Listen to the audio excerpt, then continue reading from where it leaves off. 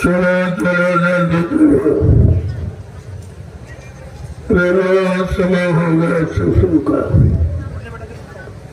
सब लोग सामने आकर बैठो ताकि तुम्हारे पर्दा की दृष्टि पड़े, तुम्हारे मन बुद्धि चित्त पाक सामने मन पवित्र हो जाए। संत वचनों का असर प्रभाव सीधे मन पे पड़ता है, तब ये मन अपने गुनाहों को कबूल करता। मैंने कितना अच्छा किया, कितना बुरा किया, कितना पाप किया, कितना पुण्य किया, कितना सुख किया, कितना अशुभ किया। वैसे शैतान मन ये मानने वाले नहीं है। इसने बड़े बड़े ऋषि मुनियों को, योगियों को, महर्षियों को, ब्रह्मचारियों को धराशायी कर दिया। ऐसा है शैतान मन हमारे सबके मनुष्य मंदिर में रह रहा।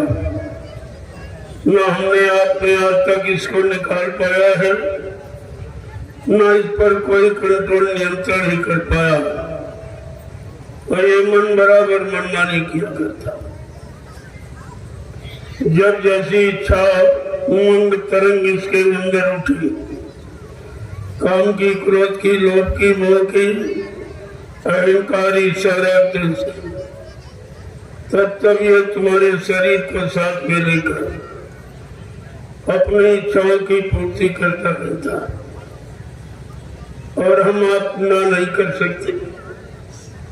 इतना ये जबरदस्त कि आपको घसीट के ले जाता और अपनी इच्छाओं की पूर्ति कराता रहता। ये आज तक जीवन का यही हाल है। कितने सतयुग त्रेता द्वापर कलयुग निकल गए, ये मन की दास्ता गुलामी से और मन भोगों की गुलामी से अलग नहीं हो पाया। बराबर हमें आपको इसी में लगा कर कर्मों के जाल में फंसाकर और ये 484 लाख नरकों की योनियों में जन्म दिलाता रहता है। आज तक ये जीवात्मा को छुट्टी नहीं मिली, निकल नहीं पाई, क्योंकि जो भी आए वो बीच के लोग से आए थे। और आपकी जीवात्मा सत्यलोक निवासिनी है। जब तक सत्यलोक सचखंड नामी धाम से कोई नहीं आएगा मानव चोला धारण करके, तब तक इन जीवात्माओं का काल माया के कर्मों के जाल से छुटकारा नहीं मिलेगा। ये जितनी शक्तियां आई वो सब बीच के लोगों से आई, जिन्होंने उनके नाम का स्मरण किया, सुमरण किया या उनके नाम की पूजा की है, तो वो उसी धाम तक पहुंचा दिया। लेकिन जीवात्मा जो सत्य की वहां तो किसी ने पहुंचाया नहीं। तभी ये बेचारी वहां पुण्यों के प्रभाव से तो कुछ दिन बनी रही। जैसे पुण्य कर्मों का क्षीणता हुई, पुण्य कर्म आपके क्षीण हो गए तो लिखा पुण्य क्षीणे मृत्युलोके। पुण्य क्षीण होने के बाद तुरंत मृत्युलोक में ढकेल दिया गया। फिर कर्म किए शारीरिक इंद्रियों के, फिर वहां पहुंचे, फिर ढकेल दिया। यही सिलसिला यहाँ जारी रहा। जीवात्माओं को मुक्ति नहीं मिली, अपने सच्चे घर मंडल मुकाम नहीं पहुंची, अपने पिया प्रीतम मालिक से नहीं मिली, तो उसको सच्ची सुख शांति नहीं। आज ये अवसर मौका कलयुग में ये मालिक की महती कृपा दया से मिली कि आपको निकालने वाले मिल गए, बिना बुलाए आ गए और बिना मांगे आपको युक्ति दे दी जीवात्माओं को मुक्त कराने की। इसी युक्ति को नामदान कहते हैं, इसी को नाम डोर शब्द डोर कहते हैं। और वो आपको मिल गई, लेकिन आपने उसकी कदर नहीं की, क्योंकि जो चीज परिश्रम मेहनत त्याग के बाद मिलती है उसको जीव संभाल के रखता है। और जो ऐसे कोई दया हो जाए मिल जाए तो जीव दया की कदर नहीं करता। आपने यही किया, बिना मांगे ये नाम युक्ति आपको मिल गई तो आपने उसकी कदर नहीं की, उसको बुला दिया। अब तुम दर दर की ठोकरें खा रहे हो, तुम्हारी यहाँ कोई सुनने वाला नहीं। तुम कहीं चले जाओ, किसी देश में जाति में यानी पैदा हो जाओ और मतलब यानी ये तो हो सकता, लेकिन तुम्हारी जीवात्मा को मुक्ति नहीं मिलेगी जब तक मुक्ति कराने वाले मुक्तिदाता जो सतलोक सत्कर्णामी धाम से आते हैं, जब वो आएंगे वो दया करेंगे तब जीवात्मा को मुक्ति मिल सकेगी। प्रेमियों, कितना बड़ा सौभाग्य आज कलयुग के जीवों का है, जो ऋषि मुनि महात्माओं को नहीं मिली, जो अवतारी शक्तियों को नहीं मिली, जिनको भगवान कहते हो रामकृष्ण को नहीं मिली, वो युक्ति आपको सहज में बिना मांगे मिल गई। न कोई तपस्या आपने की, न संयम, न त्याग किया, न कोई परिवार बाल बच्चे छोड़े, न खेती दुकान दफ्तर बिजली व्यापार मजदूरी को बंद किया, न किसी की जात पात बिगाड़ी गई, यानी कोई व्यवस्था आपकी बिगाड़ी नहीं गई और घर गृहस्थी परिवार में रहते और आपको अमोलक धन ये नामदान दे दिया। अब आपको इसकी कदर करनी चाहिए। अगर कदर करते तो आज गुरु परिवार का कि ये हालत नहीं होती। ये शंका सुनने के बाद जो गुरु परिवार में छा गए ये नहीं, यही तो हमारी आपकी कमी कि हमने संत महापुरुषों के वचनों को समझा नहीं और वचनों से अपने मन को समझाया नहीं, मन को आपने सुधारा नहीं, मन को भोगों से आपने अलग किया नहीं, यही कमी नहीं। अगर ये काम आप कर लेते या गुरु वचनों को मान लेते, उनकी परमार्थी सेवाओं में अपने आप को लगाकर अपने मन बुद्धि चित्त को साफ कर लेते तो ये समस्या आपकी हल हो जाती। जीवात्माओं को जगाने की परमात्मा से मिला जाता। महापुरुषों ने, वैसे तो कलयुग सबसे खराब है, लेकिन संत महापुरुषों ने इसको सबसे अच्छा माना। क्यों? कहते हैं कलयुग समय हम युग जो नर कर विश्वास, कलयुग के समान जीवात्माओं के कल्याण का इतना अच्छा कोई युग नहीं रहा। अगर संत महापुरुषों के वचनों पर जीवों को विश्वास हो जाए, पास विश्वास की और विश्वास से आज परिवार समाज देश चलता। और आपने गुरु पर विश्वास नहीं किया, गुरु के वचनों पर वादों पर विश्वास नहीं किया, तो अब विश्वास का परिणाम क्या हुआ कि अब आप दर्द की ठोकरें खाए, तुम्हारी कोई सुनने वाला नहीं, तुम्हारे पाप कर्मों में माफी दिलाने वाला कोई। तुम यहाँ किसी को करोड़ों रुपए दे दो, कोई ज्ञानी ध्यानी विज्ञानी, कोई धनवान बलवान बुद्धिमान, उसको आप करोड़ों रुपए दे दो कि हमारे पे पाप को काट देगी। ये काम प्रेमियों को ही, जो रुपए पैसे धन दौलत से आपका काम यहाँ कोई नहीं कर सकता, वो काम संत महापुरुष कलयुग में अपने दर्शन से कर। संत दरस जिम पातक तरई, संतों के दर्शन मात्र से पापों का क्षय हो जाता। जो न राम कर पाए न कृष्ण कर पाए, न कोई ऋषि मुनि महात्मा योगी कर पाया, वो काम आपका संत महापुरुषों ने कलयुग में दर्शन दे के आपका और कर रहे। लेकिन कितने लोग इस लाभ के भागीदार बन पाए? तुम्हारा इतना बड़ा काम हो रहा था और तुम बोल ब्रह्म में बढ़ के अलग हो गए, तुम गुरु से अलग हो गए, गुरु के इस परमार्थी लाभ से वंचित रह गए। आपने तो वो काम किया है जो यहाँ सृष्टि में किसी ने नहीं। यही तो सोचने समझने की बात। आज सत्संग का दूसरा दिन, मैंने कल आपसे वादा किया था कि सत्संग कल से प्रारंभ करूंगा कि बहुत लोग मेरे रास्ते में आ गए, तो वो धीरे धीरे आ गए हैं। तो आप सत्संग वचनों को सुन लीजिए। हो सकता तुम्हारे दिल दिमाग में काफी दूर निकल जाए, शंका संदेह भूल भ्रम से आप अलग हो जाएं, परमार्थी डगर पर चलकर अपना परमार्थी लाभ प्राप्त करने लगे। महापुरुष हमेशा प्रयास ही करते रहते और जीवों को लाभ देने का प्रयास करते और कराते, लेकिन जीव बेचारा इतना भ्रमित है, इतना मतलब खराब हो गया है कि वो महापुरुषों को ना तो पहचान पाता और ना उनसे कोई लाभ प्राप्त कर पाता। जबकि वो बांटते, वो लुटाते, देते नहीं। देना भी एक सीमा, लुटाने की कोई सीमा। वो जीवों को लुटाते और इसीलिए बहुत पहले एक इशारा किया गया था, राम नाम की लूट है, लूट सके तो लूट, नहीं अंत समय पछताओगे, एक दिन प्राण जाएंगे छूट। आप पछताना होगा, प्राणों को शरीर से निकलना होगा। ये काम कोई बंद नहीं कर सकता। इस प्राणों के निकलने के पहले आप शरीर को परमार्थी सेवा में लगाकर ये लाभ आप प्राप्त कर सकते हैं। ये अवसर आपको दिया जाता है। वैसे हिंदुस्तान में कई चले जाओ, परमार्थी सेवा न कोई जानता, न कोई कराता और न कोई परमार्थी लाभ के बारे में जानता।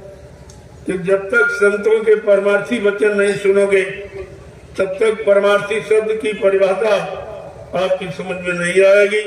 ये परमार्थी शब्द क्या है, किधर का है, किधर ले जाने वाला, इधर के पाप कर्मों से निपटारा कराने वाला, ये जब समझ में आएगा जब परमार्थी वचनों को सुनोगे, सत्संग वचनों को सुनोगे और अमल करोगे, अपने जीवन में उतारोगे, ये लाभ सब तुम्हारे पास आ जाए। इसमें कुछ करना लेना नहीं देना, आपको केवल सुन करके जीवन में उतारना। ये मन को समझाने वाले, ये सत्संग कोई मनोरंजन नहीं है। ये मन को समझाने के लिए, मन को चिताने जगाने के लिए कि मन पछताई हो अवसर बीते। क्या कहते हैं, सहे स्वभाव 10 वचन आदि न बचे न काल बलि से, मन पछताई हो अवसर बीते। बड़े बड़े राजे महाराजे धनी मानी या मानव शरीर धारण किया, लेकिन वो भी बेचारे इस परमार्थी शब्द को न सुन पाए, न समझ पाए कि उस समय सुनाने वाले संत महापुरुष नहीं आए थे। वो तो अभी कलयुग में आए। लगभग 750 वर्ष पूरे होने जा रहे, तब से संत नाम सुनने को मिला। जब कबीर साहब आए सर्वप्रथम, उन्हीं से संत मत चला, उन्हीं से संत नाम सुनने को मिला। 4 वेद 6 7 18 पुराण, 19 उपनिषद और 36 ऋचाएं, जिनमें धर्म की चर्चा वर्णित है, उनमें भी संत नाम नहीं। ये संत नाम कहीं न सतयुग में, न त्रेता न द्वापर। आप कितने बड़े भाग्यशाली हो जो नाम ही नहीं, नाम से काम करने कराने वाला मिल गया और आपके साथ जुड़ा हुआ है। वादा किया कि जब तक मैं ये सत्कर्म नहीं करा लूंगा, नहीं पूरा करा दूंगा, तब तक मैं मानव शरीर को छोड़ के जाने वाला नहीं हूँ। ये कितना बड़ा वादा, आप इस वादे को समझ ही नहीं पाए। क्यों किसी ने ऐसा वादा किया नहीं, कोई ऐसी समरस शक्ति आई नहीं जो दया करने आई। वो जो आए वो सब काल शक्तियां आई तुम्हारे पाप कर्मों की सजा लाभ देने के लिए, जिनकी सजा और लाभ मृत्यु लोक मंडल में ही यही सजा लाभ पाते रहते हो और 4 खान 84 लाख नरकों की योनियों शरीरों में जन्म लेते रहते हो। यह सिलसिला कितना पुराना, जब से जीवात्मा आई अभी तक वापिस घर नहीं, क्योंकि वापिस घर पहुंचाने वाला कोई आया नहीं। किसी ने ऐसा वादा आपके साथ किया नहीं कि मैं सत्यलोक सचखंड से आया हूँ तुम्हारी जीवात्मा को जगाने के लिए, परमात्मा से मिलाने के लिए, जीवात्मा को निधान पहुंचाने के लिए। ऐसा वादा किसी ने नहीं। यही तो बात आपको सोचनी चाहिए। कबीर साहब से लेकर जितने संत आए वो गुप्त संत थे। उन्होंने खुलकर घूम घूम कर दरवाजे दरवाजे, प्रांतों में, जिलों में, तहसील ब्लॉकों में, ग्राम पंचायतों में, गांवों में, गलियों में घूम घूम कर संदेश नहीं दिया। ये केवल समरथ मालिक बाबा जगदीश महाराज ने किया और ये काम सृष्टि में किसी भी और न कोई ये कर सकता। जब दोनों चीजें आपको बता दी गई कि मेरा काम न कोई कर सकता, न हमको अपने काम से कोई रोक सकता, ऐसा कोई पैदा ही नहीं हुआ मानव शरीर में जो मेरे इस काम को कज्जू भगाना और सज्जू लाने को कोई रोक दे। ये फिर भी आपकी समझ में नहीं आया कि ऐसा मानव शरीर में तो कोई नहीं आया और किसी ने ऐसा वादा किया भी नहीं।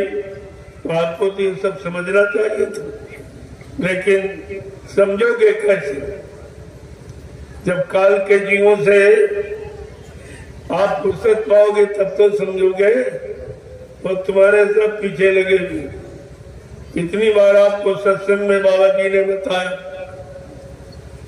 कि बच्चा मेरे सत्संग में कुछ काल के जीव भी आ गए, उनकी काल ने ड्यूटी लगाई कि जाओ मेरे बच्चों को, उन दोनों जीवों को सुनने मत देना, मेरे बच्चों पर विश्वास करने मत देना, मेरे पर विश्वास करने मत देना, मेरी तरफ आने मत देना, परमार्थी सेवा करने मत देना, और नामदान यानी नाम की युक्ति, नाम की कमाई करने मत देना। अगर ये सब उनकी तरफ चले जाएंगे, उनके वचनों को मान लेंगे, नाम की कमाई करने लगेंगे, ये सारी जीवात्माएं जाग जाएगी, ये सब अपने घर चली जाएंगी, मेरा देश खाली हो जाएगा, फिर मैं राज्य और हुकूमत और शासन किस पर करूंगा? इतनी चिंता काल की। जब से दयाल ने काल नगरी में अपना कदम रखा, तब से काल को ये चिंता हो गई और वो तरह तरह के जाल, लोभ के, लालच के, कर्मों के बनाना शुरू कर दिया। इसलिए आपको फंसाने के लिए। लेकिन संत महापुरुषों ने क्या ऐलान किया कि काल को जितनी चिंता जीवों को फंसाने की है, उससे करोड़ों गुना ज्यादा चिंता दयाल को अपने जीवों को निकालने की है। ये काल और दयाल की होड़ लग गई। अब प्रेमियों, आपको सोचना चाहिए कि हम काल की पारी में खड़े हैं कि दयाल की तरफ, काल की तरफ जा रहे हैं कि दयाल की तरफ, काल के सामान को इकट्ठा कर रहे हैं कि दयाल देश जाने के लिए अपनी तैयारी कर रहे। ये आपको सोचना चाहिए था।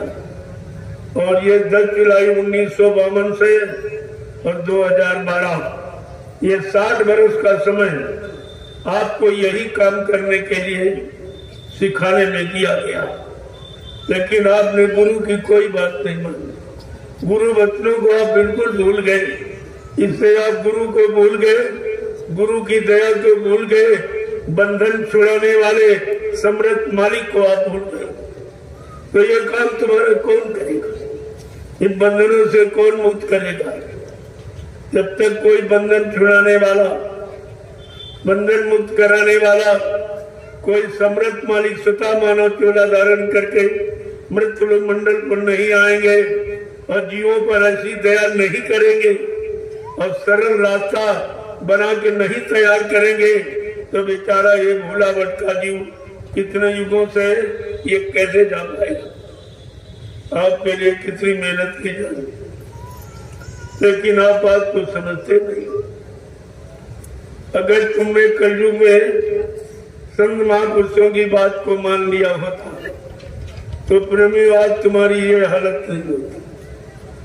तुम्हारा काल कुछ नहीं कर सकता, अगर दयाल के बच्चों को आपने पकड़ के रखा होता, जहाँ दयाल वहाँ काल नहीं, जहाँ दयाल के वचन होंगे वहाँ काल के वचन अपना प्रभाव नहीं डाल सकते।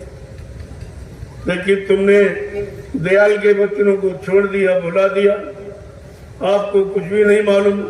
कल मैंने आपको थोड़े वचनों की याद कराई थी, जो वचन आपके छुटकारा दिलाने के लिए जो बताए गए थे, जो वादा किया गया, मैंने कल आपको थोड़ा सा इशारा करके बताया था। और मैंने आपसे ये भी कहा मैं कुछ आपसे पूछने आया हूँ और कुछ आपको बताने आया, इसके अलावा मेरा कोई काम नहीं। पूछने वो भी पूछा आपसे और क्या करने आया उसको भी आपको बता दिया। आज मैं कोई शंका संदेह तो नहीं देगा। अब कोई शंका का शिकार बना बैठा कि मतलब यानी परमार्थी डगर पर कभी चला ही ना हो, जो डगर पर नहीं चला उस रास्ते के बारे में क्या जानकारी आपको देगा, उस रास्ते की महिमा वो क्या बताएगा। वो तो कोई चलने वाला और डगर को तय करने वाला ही कुछ बताएगा और मंजिल पर पहुंच जाएगा, वो पूरी डगर का हाल बताएगा, वो आपको पूरे रास्ते की जानकारी। महापुरुषों ने इसीलिए समझा के जीवों से कहा कि तुम्हारी अज्ञानता भूल भ्रम का कारण क्या है, तुम क्यों नहीं समझ पाए, क्यों नहीं बच्चों को याद कर पाए। तो उन्होंने क्या कहा था कि अगर बात संतों की मानी जो होती, अगर बात संतों की मानी जो होती, अगर बात गुरु जी की मानी जो होती, अगर बात गुरु जी की मानी जो होती, तो सिर पे ये आफत तुम्हारे न आती, तो सिर पे ये आफत तुम्हारे न आती। अगर बात मुर्शिद की मानी जो होती, अगर बात मुर्शिद की मानी जो होती, तो सिर पे कयामत तुम्हारे न आती, तो सिर पे कयामत तुम्हारे न आती। सभी देशवासी ये भाई है अपने, सभी देशवासी ये भाई है अपने, तो फिर पैर की नीति ठानी जो तुमने, तो फिर बैर की नीति ठानी क्यों तुमने। दया प्रेम सेवा तुम्हारे में होती, दया प्रेम सेवा तुम्हारे में होती, नदी खून की ये बहाई न होती, नदी खून की ये बहाई न होती।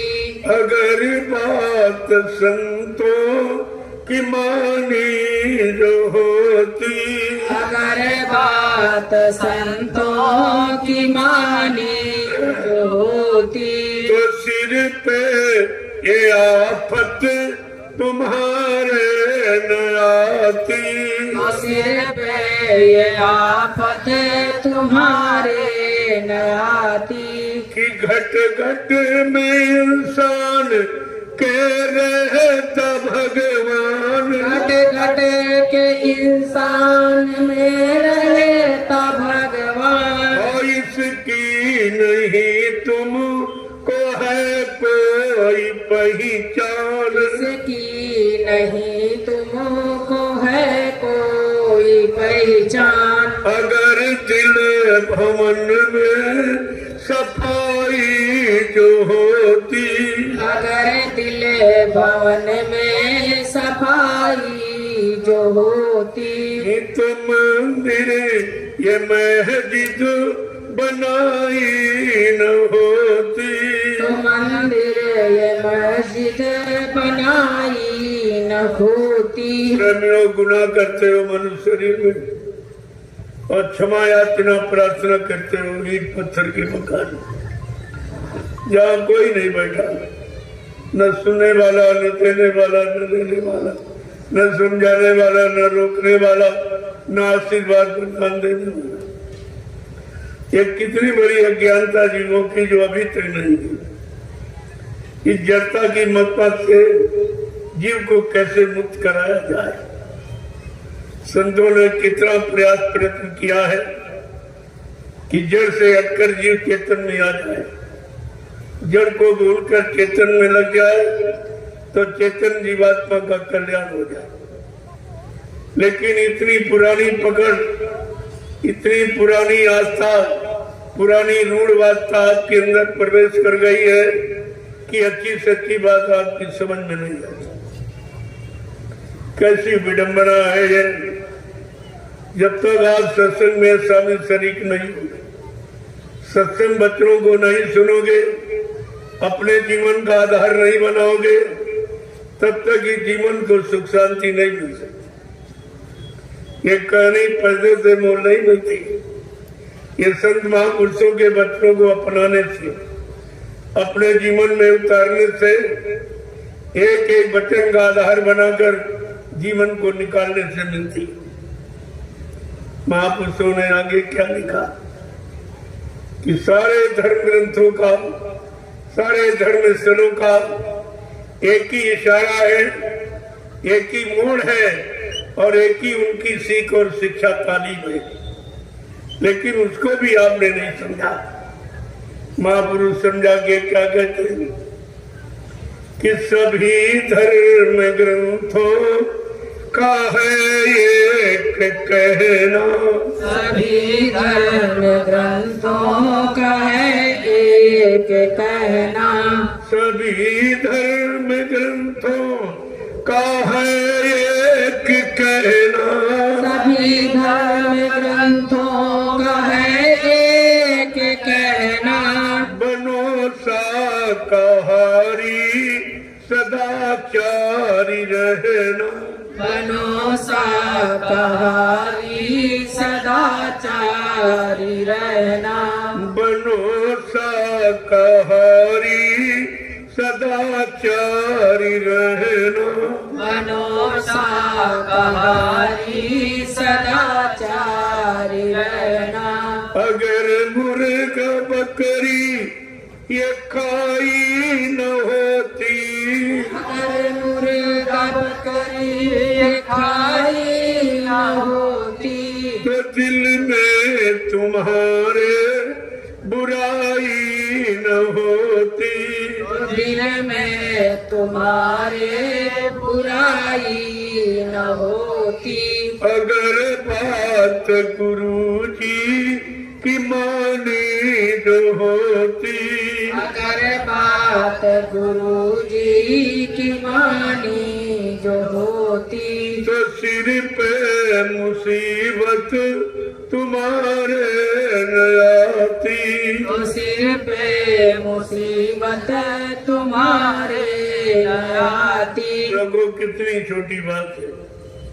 केवल संत महापुरुषों की बात को मान लिया होता तो तरह तरह की मुसीबतें और किल्लतें जो तुम्हारे जीवन में आ रही है, परिवार समाज में आ रही है, जिससे पारिवारिक जीवन, सामाजिक जीवन, व्यवहारिक जीवन कष्टों में फंस गया, मुसीबतों के घेरे में चला गया। केवल आपने अगर उनकी बात मान ली होती तो ये कोई चीज तुम्हारे परिवार में नहीं आती और आप बिल्कुल सुख शांति में बैठे हो। एक बात, एक इशारा न मानने पर सारा माहौल, वातावरण बिगड़ गया और उससे आपको कोई बचा भी नहीं सकता। अभी एक छोटा सा नमूना परेशानी का आपके सामने आया था। कोरोना काल और सबकी बुद्धि खो गई, कुछ नहीं कर पाए, सबकी बुद्धियां फेल हो गई। और बाबा जी ने कहा भी था कि ऐसा परिवर्तन होने जा रहा जो मानव बुद्धि के परे, न मानव सोच सकता, न मानव कर सकता, न मानव विश्वास ही कर सकता। ऐसा परिवर्तन तुमको करके दिखा दिया जाएगा जिसको हिंदुस्तानी नहीं सारा विश्व स्वीकार करेगा, सारे विश्व को मानना होगा।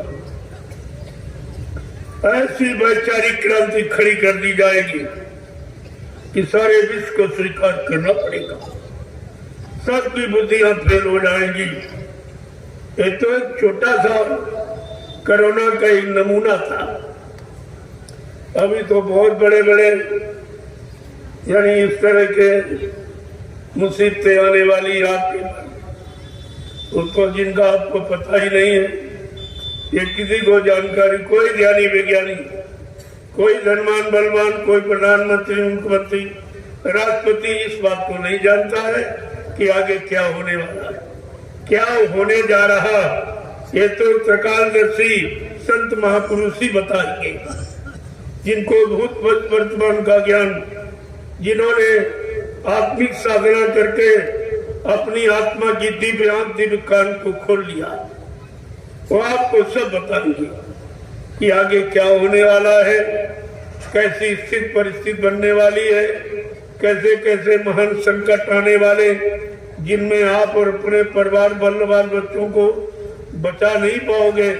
इतना खराब समय आ रहा है, लेकिन आपको जरा सा भी भय नहीं हुआ। महात्माओं की बात पर आपको विश्वास नहीं, न राजा को विश्वास न रैयत को विश्वास, इसीलिए दोनों मुसीबत में फंसे। किसी के पास इसका कोई विधान नहीं है, समाधान नहीं है कि वो इस काम को कर सके। आगे तो बहुत बड़ी मुसीबत आ रही है। ये तो कुछ नहीं था कोरोना, सब एकदम सब व्याकुल हो उठे, सब तबाह हो गए, लेकिन वो तुम भूल जाते हो तबाही के दिन, और आगे बहुत बड़ी तबाही आने वाली। तभी तो आपसे कहा गया कुदरत है तैयार खड़ी, आगे तबाही बड़ी, बहुत बड़ी तबाही आने वाली है, जिसको इस धरती पर रहने वाला कोई इंसान इसका समाधान नहीं कर सकता। ये किसी के बस की बात नहीं होगी। जब एक छोटा सा एक कोरोना का नमूना आया तब तो सब फेल हो गए, डॉक्टर वैद्य सब दवा सब फेल हो गई, किसी का कोई यानी बुद्धि नहीं चली, कोई काम नहीं कर पाया, एक छोटा था। अब तो उससे बहुत बड़ा आने वाला, उसके लिए आपके पास क्या व्यवस्था है? जो तुम व्यवस्था समझते हो ये तुम्हारी अज्ञानता है कि मेरे पास रहने के लिए मकान है, बंगला है, फ्लैट है, खाने के लिए रोटी है, खर्च करने के लिए खेती, दुकान, दफ्तर, बिजली, व्यापार, मजदूरी, पैसा कमाने के लिए, सहयोग के लिए पति पत्नी, बाल बच्चे, भाई बहन, बिरादर। लेकिन ये भूल गए हो ये कुदरत के एक सेकंड का काम, एक सेकंड में सारी व्यवस्था खत्म हो जाती, कुछ नहीं दिखाई देगा। ये सब मकान खाली पड़े, कोई रहने वाला दिखाई नहीं देगा। ये गांव है, कस्बे है, शहर है, ये सब खाली पड़े रह जाएंगे।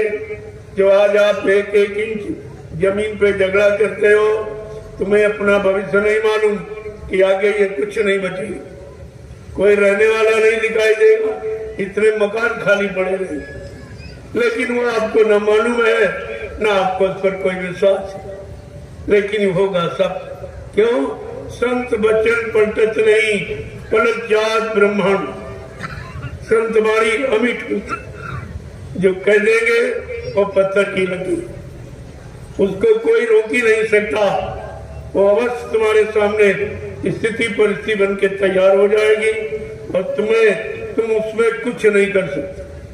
तुम्हारी सारी मानव बुद्धि, जन बुद्धि और जनशक्ति और यानी ये सब बल समाप्त हो जाएगा। इसलिए महापुरुषों ने पहले से आवाज लगाना शुरू कर दिया। समय के बहुत पहले, घटना होने के बहुत पहले, बीमारी महामारी आने से बहुत पहले आपको चेतावनी, आपको जानकारी देना शुरू कर देते हैं, ताकि कोई ये न कहे कि आपने पहले क्यों नहीं बताया। इसलिए आपको पहले और समय के पहले जानकारी दी जा रही, तो आपकी समझ में ना आई, क्योंकि तुम्हें तो आगे का भी नहीं साफ दिखाई दे। वर्तमान में भी आप अच्छा बुरा नहीं देख पा रहे हो, समझ पा रहे हो, कर पा रहे हो, तो भविष्य की बात तो छोड़ दी। भविष्य के बारे में आप क्या जानते? जिसका वर्तमान अच्छा होगा उसका भविष्य निश्चित अच्छा होगा। इसलिए वर्तमान में ही सारी शिक्षा रखी गई, सारा ज्ञान रखा गया, सारा कर्म विधान रखा गया कि वर्तमान में अपनी कर्म व्यवस्था को ठीक कर लो, ताकि तुम्हारा भविष्य उज्जवल हो जाए, शांतिमय, सुकूनमय हो जाए। लेकिन इतनी जल्दी समझना, विश्वास करना जीव के बस की बात, क्योंकि जीव में इतनी दृढ़ता, इतनी कृतज्ञता तो है नहीं उसमें जो इस बात को समझ सके। लेकिन समझाने वाले कभी कोई कसर नहीं रखते, क्योंकि उनको इन मानव शरीर के प्रति बहुत बड़ी आस्था, बहुत बड़ा प्रेम हो जाते हैं। ये मानव शरीर बार बार नहीं मिलता। करोड़ों जन्मों की तपस्या, करोड़ों जन्मों के पुण्य, करोड़ों जन्मों की सेवाएं जब जीव के एकत्र हो जाती, उनका उदय होने का वक्त आता है, तो ये पावन पवित्र घड़ी मानव अनमोल शरीर मंदिर की बात को मिलती। ये मनुष्य शरीर 83,99,999 योनियां जब आपने व्यतीत की है और भोगी है, उनमें जो भी कर्म किया उसका फल प्रायश्चित आपको मिला, वो भोग करके एक बार ये अवसर, मौका और चांस आपको दिया गया मानव शरीर का कि अब की बार चेत जाओ। अगर चेत गए तो 84 से बच जाओगे, अगर चूक गए तो फिर 84 जाओ, फिर आपको कोई बचाने निकालने वाला यहाँ नहीं। इसलिए बॉर्डर की योनि है, बिल्कुल बॉर्डर पर आप खड़े हो, इधर बचाव है और उधर फंसाव है।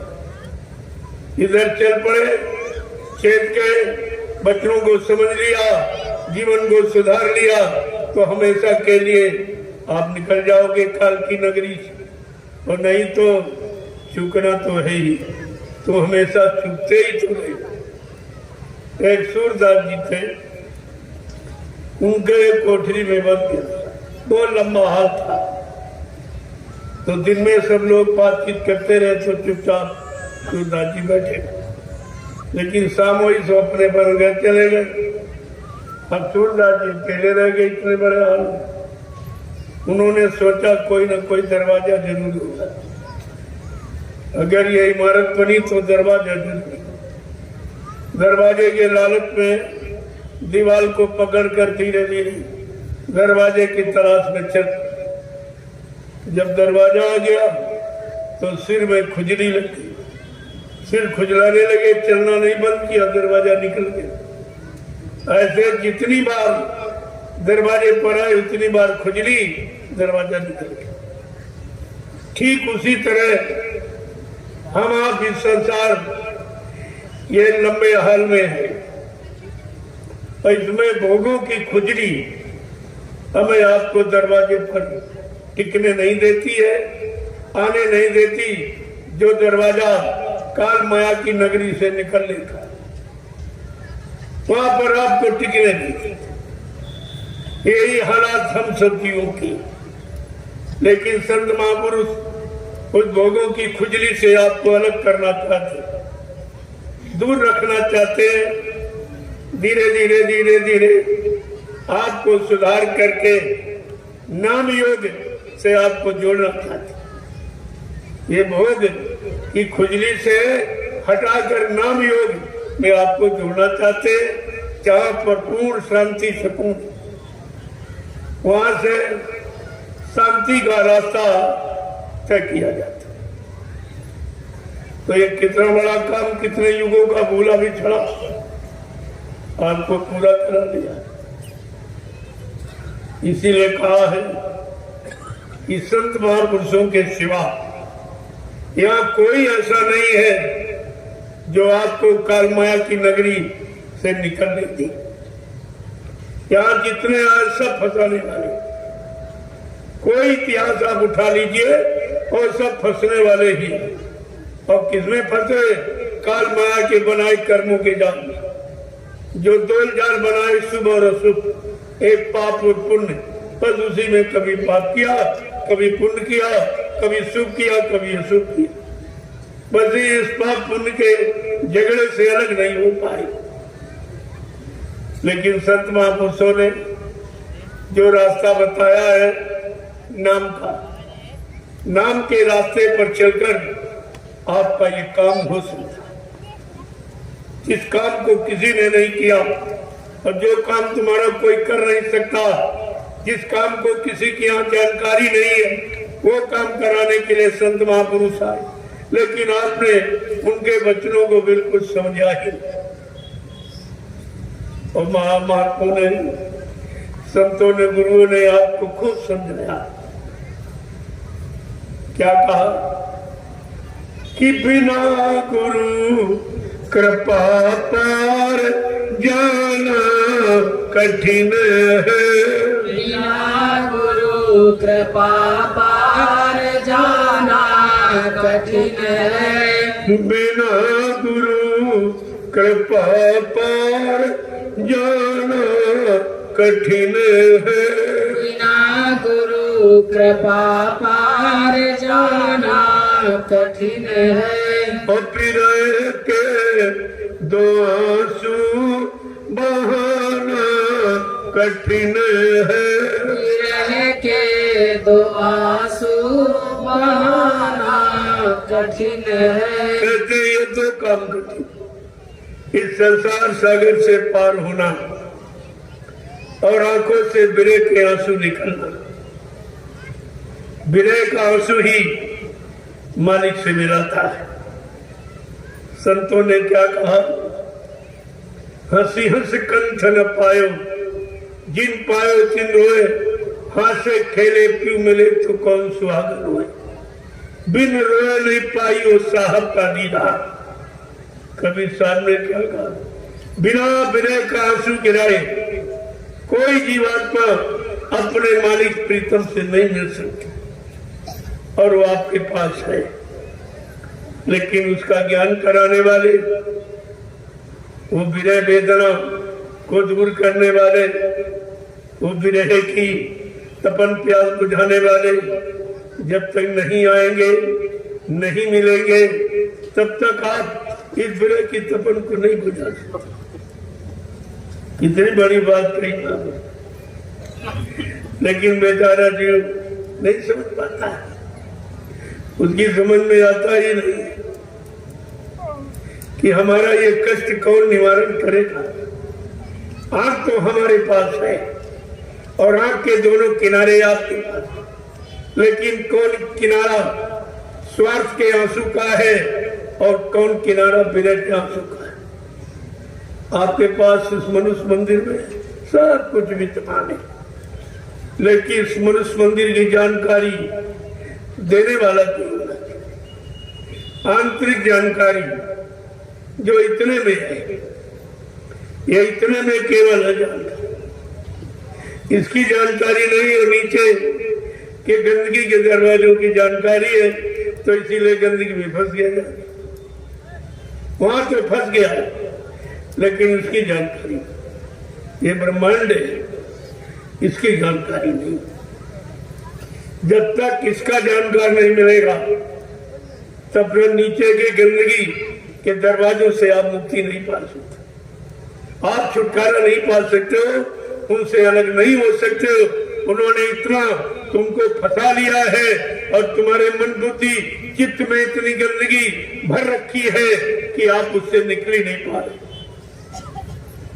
तभी तो महापुरुष ने लिखा कि बिना गुरु कृपा पार जाना कठिन है। बिना गुरु कृपा पार जाना कठिन है। और विरह के दो आंसू बहाना कठिन है। विरह के दो आंसू बहाना कठिन है। कि सत्संग सेवा ये साधन न भक्ति। सत्संग सेवा ये साधन न भक्ति। और बिना प्रेम गुरु को रिझाना कठिन है।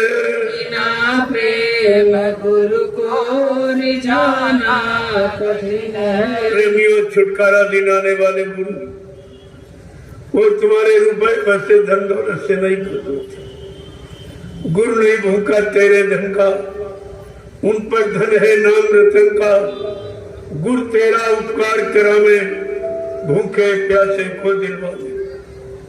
ये तुम्हारे पर उपकार किया जा रहा, तो तुम्हारी दौलत को लेकर ये भूखे और अपाहिज लोगों को दिलाकर उनकी व्यवस्था बनाने में लगा कर तुम्हारे परमार्थी जीवन को मजबूत कर देते। ये उनका उपकार है तुम्हारे पर। उनको इसकी जरूरत नहीं है।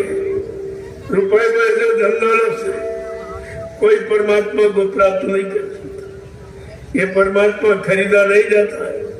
प्रेम से प्रकट हुए मैं जाना, कहा मैं प्रेम से तो प्रकट हो जाऊंगा। जहाँ चाहो वहां ले चलो, चल सकता, लेकिन किसी सामान रुपए पैसे धन दौलत के रात पाट के लालच, ये लालच में नहीं होता।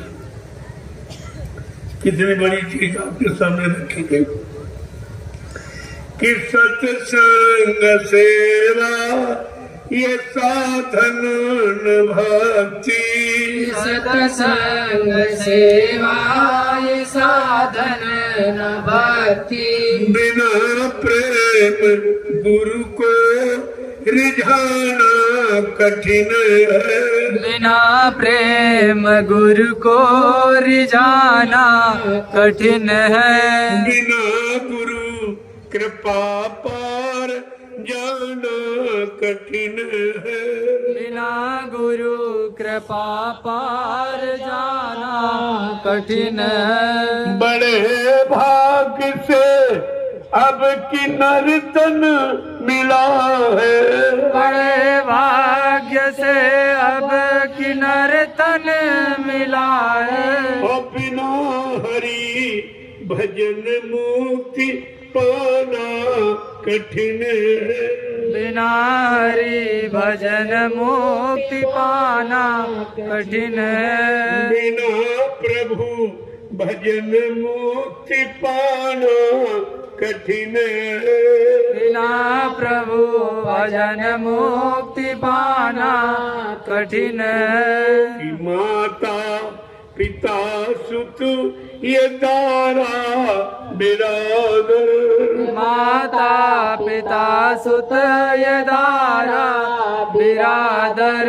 यही मोह ममता हटाना कठिन है।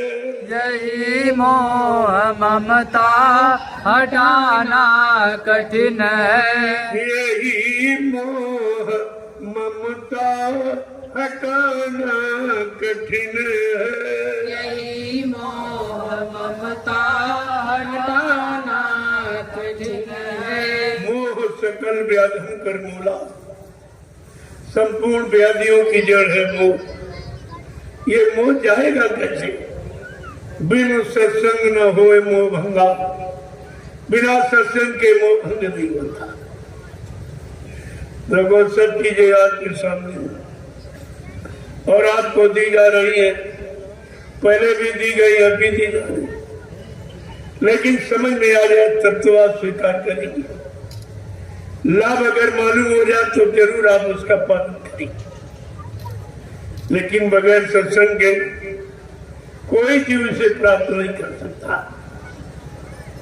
आगे क्या कह रहे हैं कि माता पिता सुत ये तारा बिरादर। माता पिता सुत ये दारा बिरादर।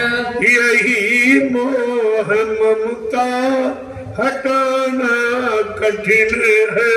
यही मोह ममता हटाना कठिन है। बिना गुरु कृपा पार जाना कठिन है।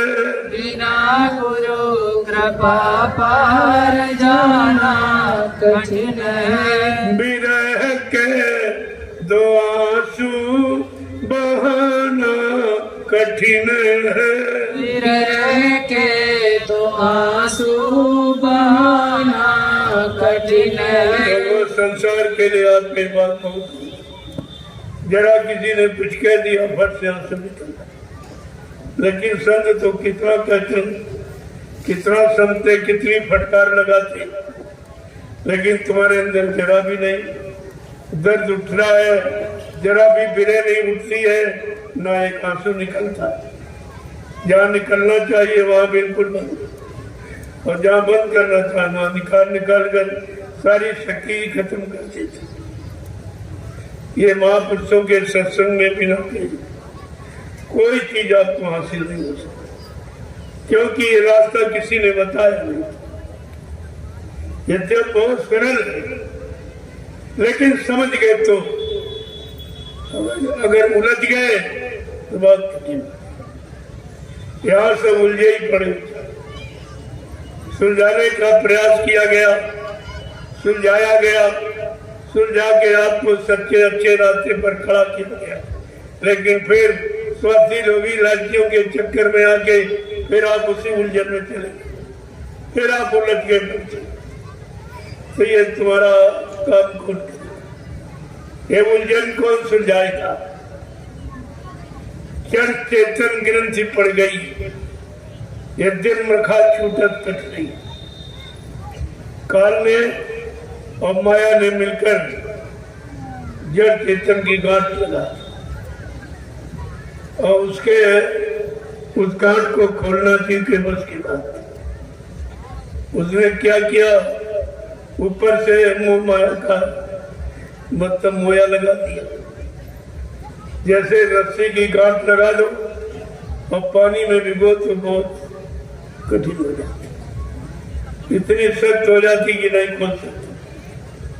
ऐसे जड़ चेतन की गांठ लगी और माया ने मोया लगा दी, और उससे इतनी वो सख्त मजबूत हो गई है कि आप छोटे।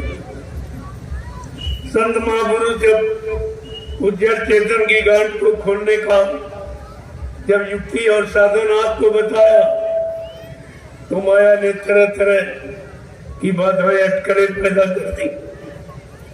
गोस्वामी जी महाराज जो कलयुग में आए, जिन्होंने रामचरितमानस लिखा, उन्होंने हम सब कलयुग को जीवों को इस गांठ से छुटकारा पाने की कितनी बड़ी युक्ति बताई है।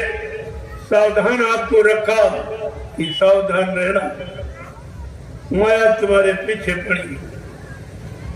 उसने अपनी सहेलियों को तुम्हारे पीछे लगा रखा। तो स्वामी महाराज ने लिख के बताया कि रीति सीधी बहु प्रेर भाई, अबूथ लोधु दिखा मन आई, कि कल बल छल कर जाय समीपा, अवंचल बात बुझा में दीपा, हो जो परम सयानी, और तीन तन चितब ना नहीं जानी। का माया ने अपनी सहेलियों को लगा दिया कि किसी को सदगुरु के वचन सुनने मत देना। जाओ तुम सत्संग में, किसी को वचन सुनने मत देना। उनमें तंगला निद्रा उंघाई जमुआई ये पैदा कर देना कि बच्चों को सुन न पाए। नाम की युक्ति नाम की कमाई न कर पावे, नहीं तो सारी जीवात्माएं अगर निकल जाएगी तो मेरा देश खाली हो जाएगा। मैं शासन हुकूमत किस पर करूं? देखो, लेकिन गोस्वामी महाराज लिखते हैं, जिन जीवों ने, जिन भक्तों ने, मुरीदों ने, फॉलोअरों ने, जिन्होंने बच्चों को सुना और समझा और संभाल के रखा, उसको उसको काल और माया उसकी सैनिया कुछ नहीं कर सकती। कोई बुद्धि जो परम सयानी, जिस बुद्धि में सियानापन, चतुरता आ गई, सत्संग बच्चों को सुनकर पक्का विश्वास हो गया, दृढ़ता मजबूती आ गई का उस पर ये काल और माया और उसके सैनिया कुछ नहीं कर सकती। कोई बुद्धि जो परम सयानी, चिंतन चितत नानहित जानी, वो उनकी तरफ देखेगी भी नहीं, वो जानती है कि ये मेरा हित करने वाली, ये मेरा नुकसान करने वाली, ये मुझे हटाने बैठाने वाली है। देखो, सब कुछ लिखा है और तुम्हारे घर में लिखा पड़ी और 550 वर्ष पहले से लिखा पड़ी रामचरितमानस। लेकिन आपने अगर इससे पढ़ लिया होता, समझ लिया होता, तो आज संतों की इतिहास से जीव अलग नहीं होता, बिल्कुल अलग नहीं होता और लाभ प्राप्त कर लेता। ये स्वार्थी, लोभी, लालची, ये माया काल के जीव तुम्हारा कुछ नहीं कर पाते। तुमने समझा सत्संगी, तो बाबा जी ने पहले ही आपको कहा, तमाम सत्संगी बन गए वो जीवों को बहकाने बनवाने के लिए। संत मत में शामिल शरीर न होने पावे, इसके लिए वो निरंतर प्रयास करते रहेंगे, आपको झूठा सम्मान प्यार देते रहेंगे ताकि तुम सदगुरु के बच्चों को न सुन सको, न मान सको, न विश्वास कर सको। ये सब तुम्हारे पीछे लगा दिए। अब कितने झंझटों में आप फंसे हो, और कहा ऊपर से 5 का पहरा लगा दिया। काम, क्रोध, लोभ, मोह, अहंता, ऐसे शत्रुओं का जबरदस्त पहरा। आप किसी शत्रु से लड़ नहीं सकते, सबने तुमको धराशायी कर रखा। काम ने कितना पीटा है, कितना तुम्हारे शरीर को निचोड़ा है, कितना तुमको भोगी बना दिया है, सारी शक्ति तुम्हारी नष्ट कर दी है, तुम काम से तो देती नहीं, सारी सृष्टि काम में होती।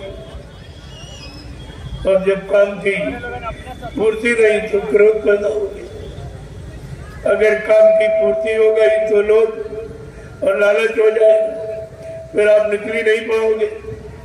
ये कैसा जाल बनाया, इस जाल को बगैर सदगुरु की कृपा से, बगैर उनकी दया के कोई जाल को तोड़ के निकल नहीं सकता।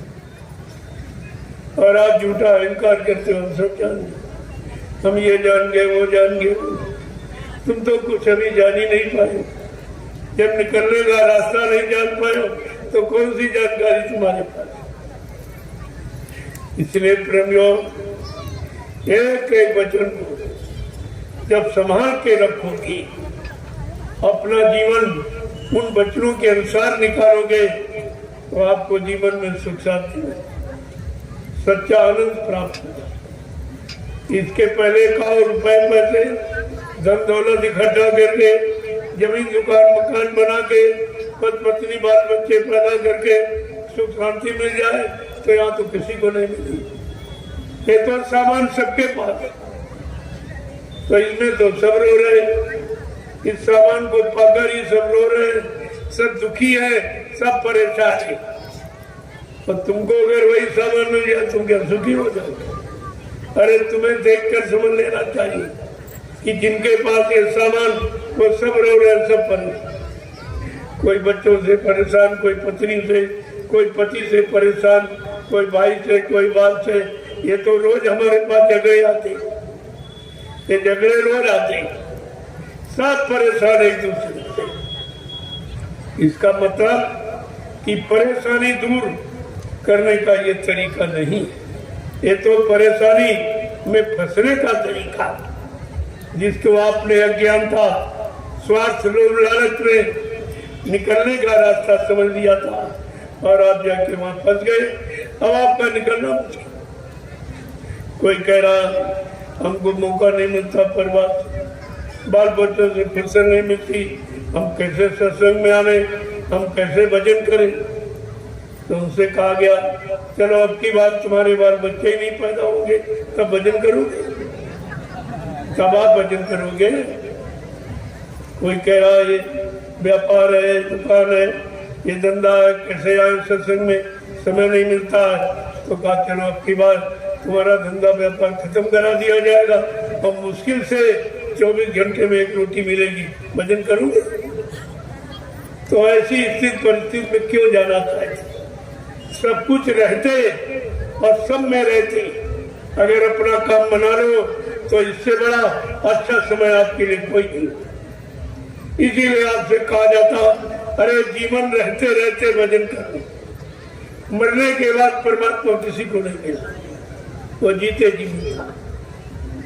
मरने के बाद कुछ, मरने के बाद जो कर्मों की कमाई की है उसका फैसला होता, मिलता इसका कुछ नहीं।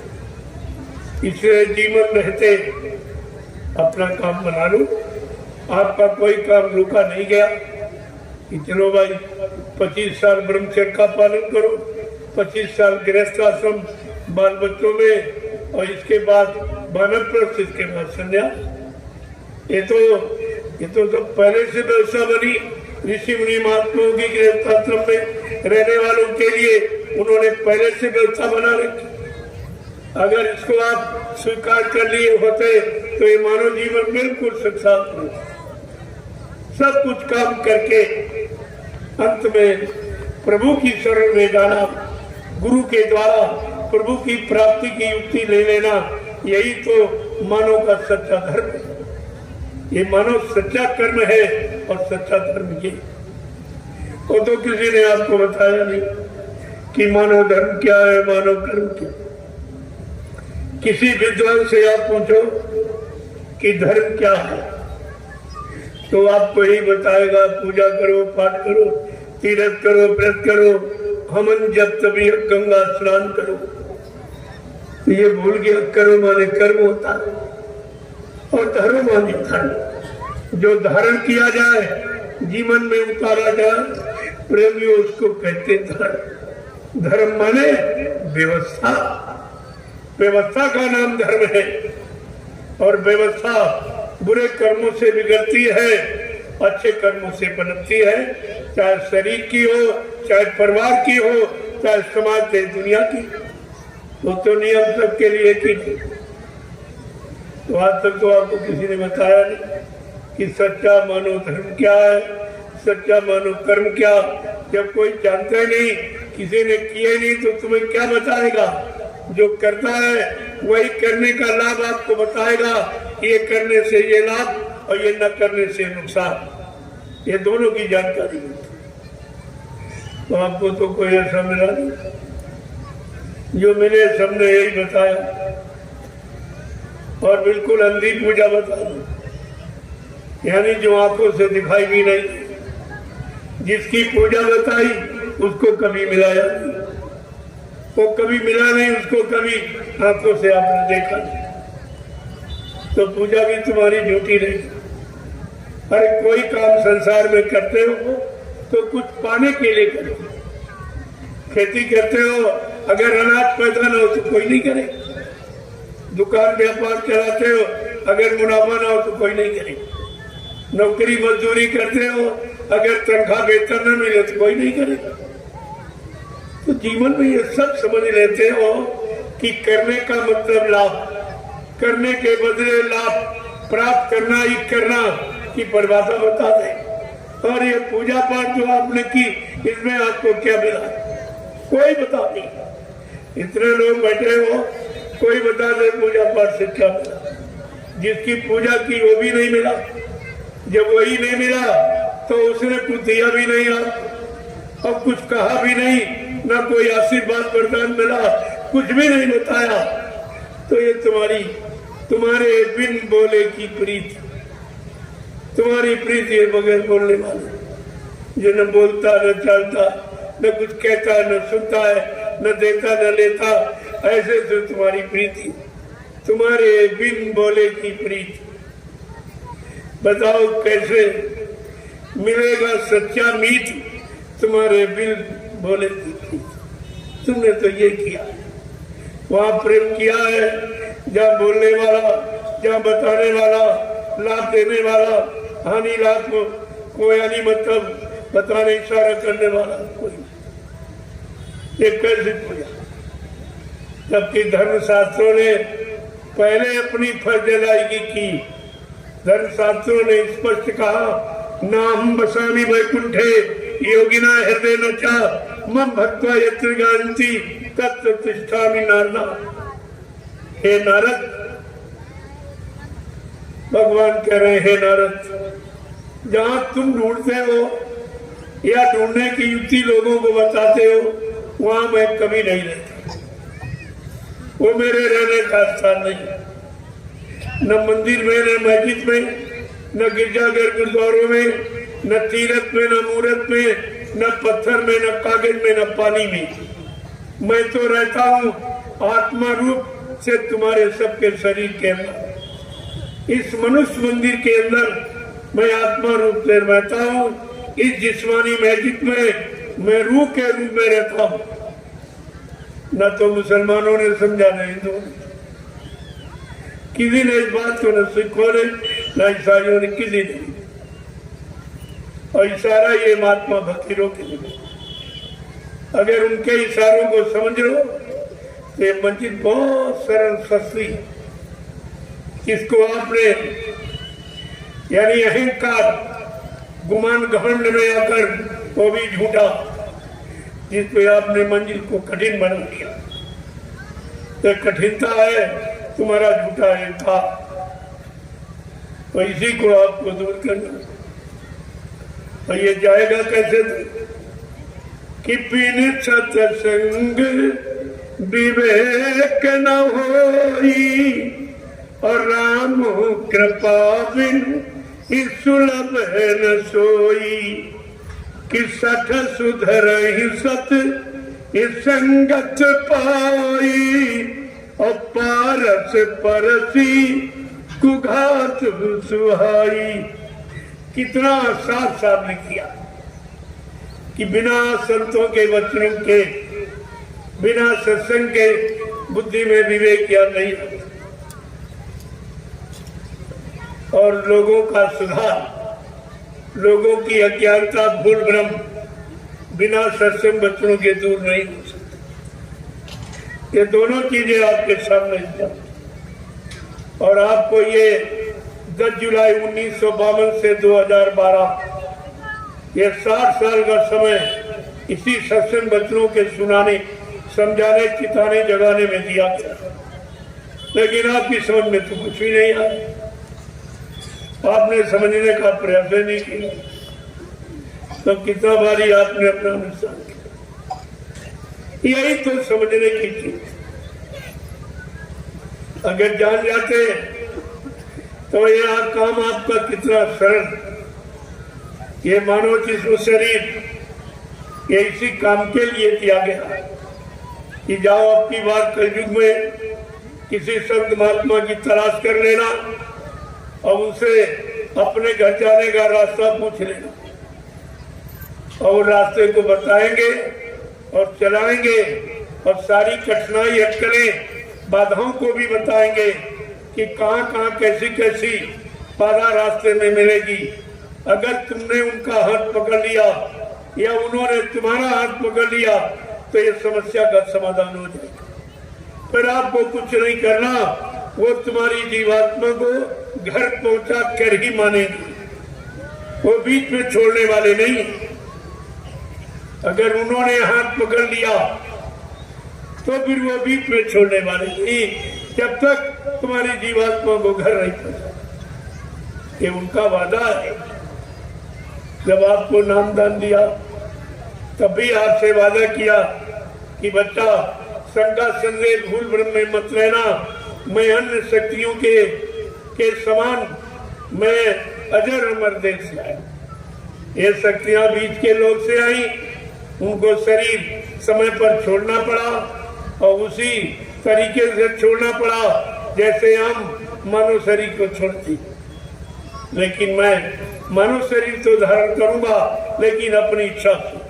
जब चाहूंगा तब छोड़ूंगा, जब चाहूंगा तब काम करके चला जाऊंगा और तब चाहूंगा तब आ जाऊंगा। न मुझे कोई भेज सकता, न मुझे कोई बुला सकता। यही बात तो आपको समझनी चाहिए।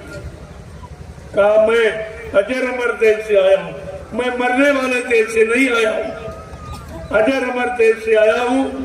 और जब तक इन जीवात्माओं को अजर अमर देश नहीं पहुंचा लूंगा, मैं चैन से बैठने वाला नहीं हूँ। जब तक मेरा एक भी जीव यहाँ रहेगा, मैं बराबर मौजूद रहूंगा। जब मेरे जगह सारे जीव चले जाएंगे, मैं पीछे से जाऊंगा। प्रेमियों, क्या तुम्हारी जीवात्मा जाग गई? क्या तुम अपने घर पहुंच चुके हो?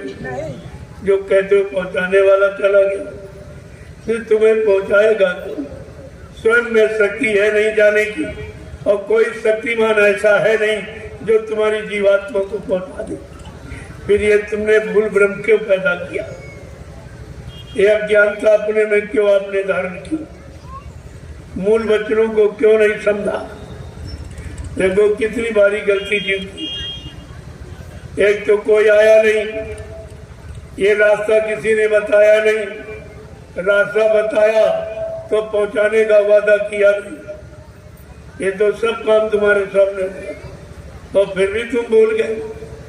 अपने हितैषी, अपने सहयोगी, अपने शुभचिंतक, अपने रहबर रहनुमा को आप बिल्कुल भूल गए। किसी की समझ में नहीं, न हिंदुओं ने समझा, न मुसलमानों ने। सब इसी बाधा के चक्कर में फंस के रह गए। ये जात पात जो ऊपरी खोल और कमर, इसमें फंस के बेचारे रहे। इनको यही नहीं मालूम, परमात्मा खुदा ने कोई जाति नहीं बनाई, कोई मजे धर्म नहीं बनाया, कोई फिरका, कोई मत, कोई मतांतर कुछ नहीं बनाया, कोई मंदिर, कोई मस्जिद, कोई गिरजाघर, गुरुद्वारा नहीं बनाया।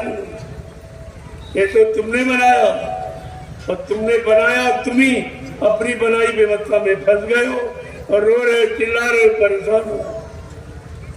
अगर खुदा परमात्मा की बनाई व्यवस्था में बने रहते, समझते रहते और रहम और दया, प्रेम प्यार मोहब्बत को न खोते, न छोड़ते, तो आज ये आफत और मुसीबत का समय तुम्हारे पास नहीं आता, ये आपके पास नहीं आता। लेकिन आपने माना कुछ नहीं माना। जब तुमने नहीं माना, तुम्हारी कौन माना?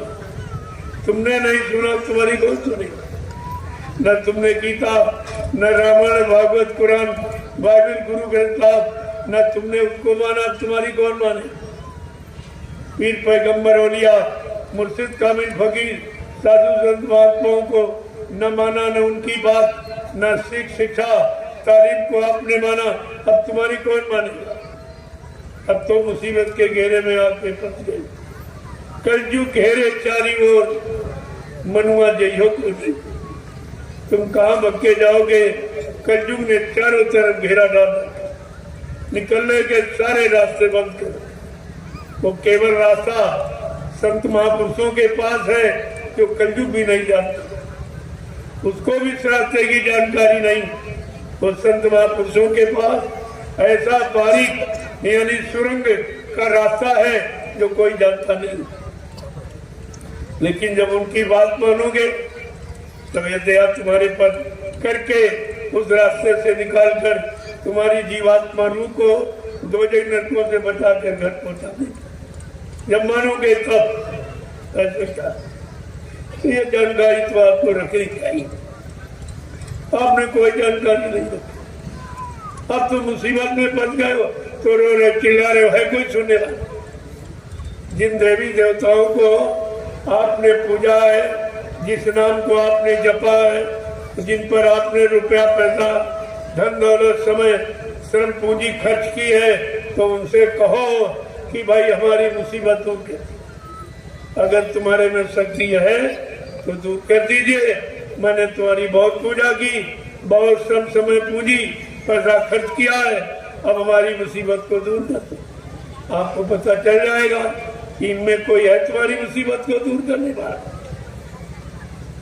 कोई नहीं बोलेगा, कोई नहीं कहेगा और तुम्हारा समय सब चला गया। और अभी डाला ये जल जीव अभी नहीं चेत रहे, इतने चिंता में फंस गए हैं कि चेतन तो इनकी समझ में भी नहीं आता कि चेतन किसे कहते। अरे चेतन जीवात्मा शरीर तो जड़ है, जीवात्मा चेतन और जीवात्मा का देश चेतन, जीवात्मा का मालिक चेतन और जीवात्मा की युक्ति वो चेतन, बाकी सब क्या। और चेतन तो आपको बताया गया, चेतन समझ में नहीं आया और फिर आप उसी जड़ता की ममता में उलझ गए, फिर आप फंस गए, वहीं चले गए।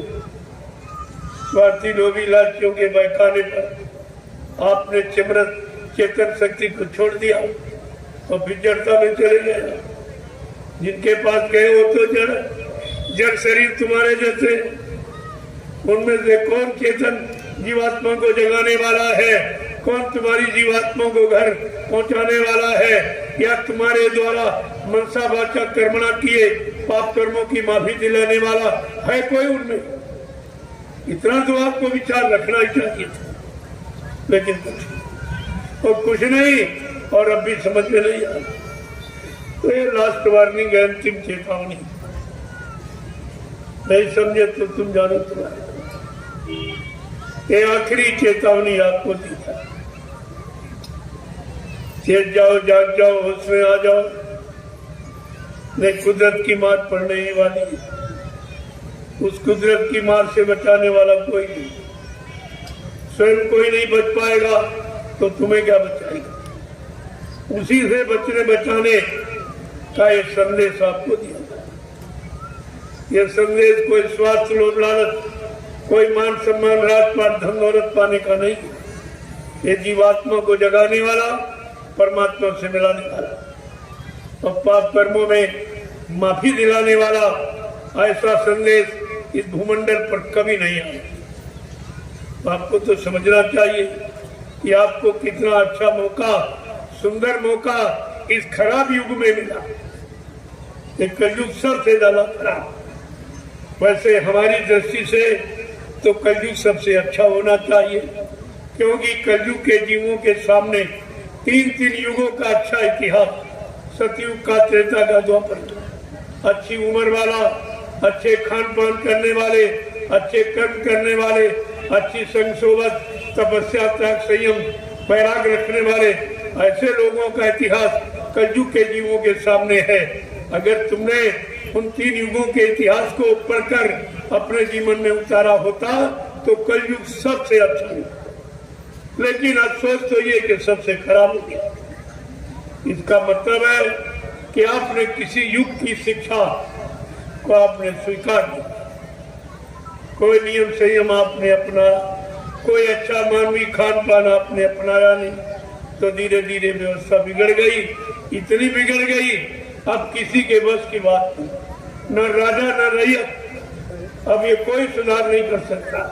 कितना कोई शोर मचाए, कितने फिरके तैयार कर ले धर्म के नाम पर, कितनी दुकानें खोल दे, ये तो सब है, लेकिन काम कोई नहीं कर सकता। ये काम किसी के बस का नहीं, काम दरबार से होगा। ये सच्चा दरबार सदगुरु का जिस पे आप बैठे, यहाँ कोई मांग नहीं की, कोई रुपए पैसे सामान, कोई वस्तु काल माया की यहाँ मांगी नहीं जाती।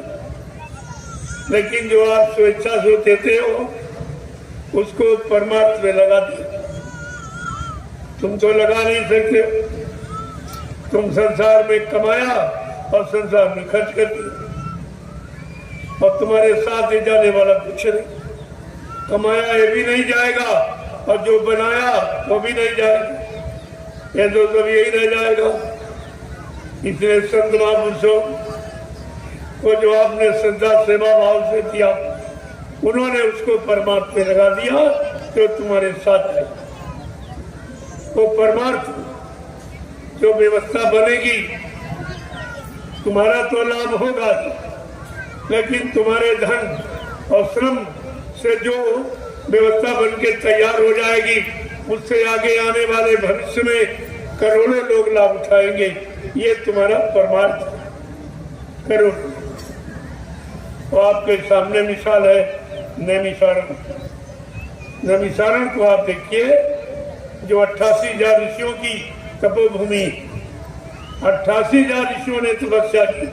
इतनी बड़ी संख्या ऋषि मुनियों की इस विश्व में कहीं नहीं इकट्ठी हुई और कहीं ऐसी तपोभूमि नहीं बनी जो नैमिषारण, जहां से सतयुग के अंकुरन निकलने की बात बताई गई। ऐसे थोड़ी ये जगह लीजिए, ये सतगुरु दाता दयालु के आदेश पर ये जमीन दी गई कि जब सतयुग के अंकुरन निकलेंगे तो अंकुरन कोई आसमान में तो निकलेंगे। सबका आधार जमीन है, हर युग का काम जमीन पर हुआ और होगा, इसलिए सतयुग जमीन पर आएगा और जमीन पर रहने वाले लोगों को लाभ देगा। तो इसलिए रहने वालों के लिए कोई न कोई स्थान तो चाहिए ही, बगैर स्थान के तो कोई काम नहीं हो। तब इस स्थान का निर्माण किया गया। अब भी किसी के दिल दिमाग पे नहीं। मथुरा में आपने 45 करोड़ जीवों की मेहनत, परिश्रम और सेवा से एक आश्रम बन के तैयार हुआ, जिसको लोग पाक साफ निर्मल पवित्र नहीं रख पाए, उसको भी गंदा कर दिया। तब हमको मजबूर होकर इन प्रेमियों के लिए, गुरु परिवार के लिए 3 आश्रमों का निर्माण करना पड़ा। एक सतगुरु धाम नैमिषारण उत्तर सीतापुर उत्तर प्रदेश, दूसरा जय गुरुदेव आध्यात्मिक ज्ञानाश्रम मिश्री ग्रामशाला उत्तर प्रदेश, और तीसरा आपका है दयाल आश्रम जमुनिया ग्राम जिला हरदोई में। ये 3 आश्रमों का निर्माण हो।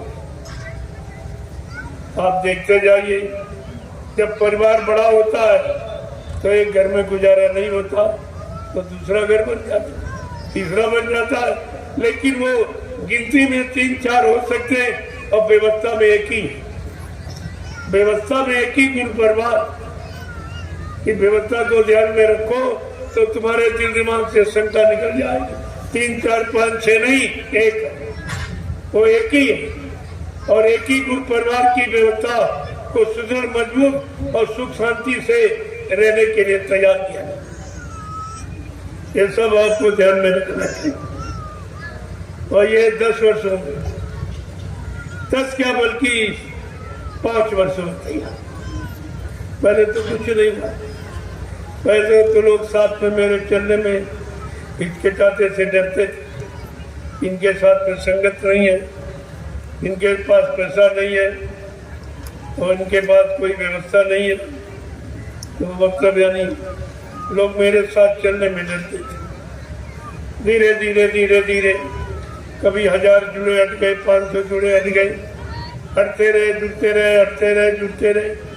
धीरे धीरे धीरे ये 5 साल में ये फुलवाड़ी आपके सामने है।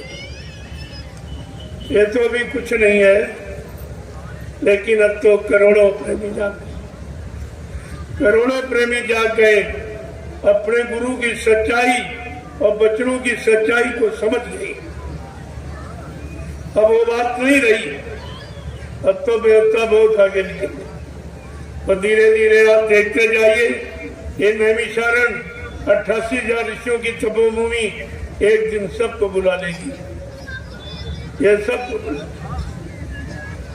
आप देखते जाइए धीरे धीरे कैसे कैसे काम किया जा रहा, बड़ी शालीनता के साथ। किसी का कोई अपमान नहीं, किसी को कोई गलत शिक्षा नहीं दी जाती। बिल्कुल मतलब पारिवारिक जीवन में, सामाजिक जीवन, व्यवहारिक जीवन में आपको कैसे जीना, कैसे रहना, बस यही शिक्षा यहाँ इस तरह का कोई उद्देश्य नहीं निंदा, आलोचना, बुराई का कि आप इसकी निंदा, इसकी बुराई। इसलिए मैंने एक आपके सामने एक नया एक नवीनतम भूमिका भारतीयता की, भारतीय शब्द की आपके सामने मैंने घोषणा 15 सितंबर 2023 मैंने यह घोषणा की है कि आप लोग अगर सच्चे भारतीय हो, सच्चे भारतवासी हो, सच्चे हिंदुस्तानी हो, तो आप अपनी सच्ची भारतीयता में आ जाइए, भारतीय वेशभूषा में आ जाओ, भारतीय सात्विक खान पान में आ जाओ, भारतीय हिंदी, हिंदुस्तान की हिंदी भाषा, संस्कृत भाषा जो तुम्हारे ऋषि मुनि महात्माओं के लेख की भाषा है, इस भाषा को अपना लो तो ये देश एकदम सुख शांति में आ जाएगा। वैसे इसमें सुख शांति कोई ला नहीं सकता।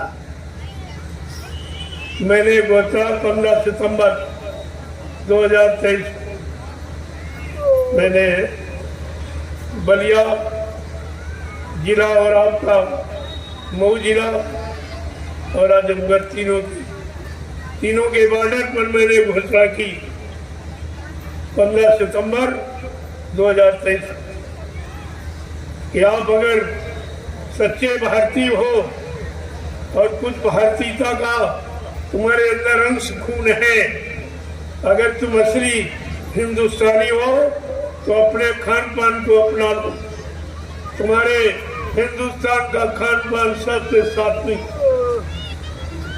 ये सच है, सबको बीमारियों से मुक्त रखने वाला, सबको लड़ाई झगड़ों से मुक्त रखने वाला, सब में प्रेम प्यार मोहब्बत सेवा दया सदाचार परमात्मा की यादगार माँ बहन बेटी बहू की परख पहचान कराने वाला।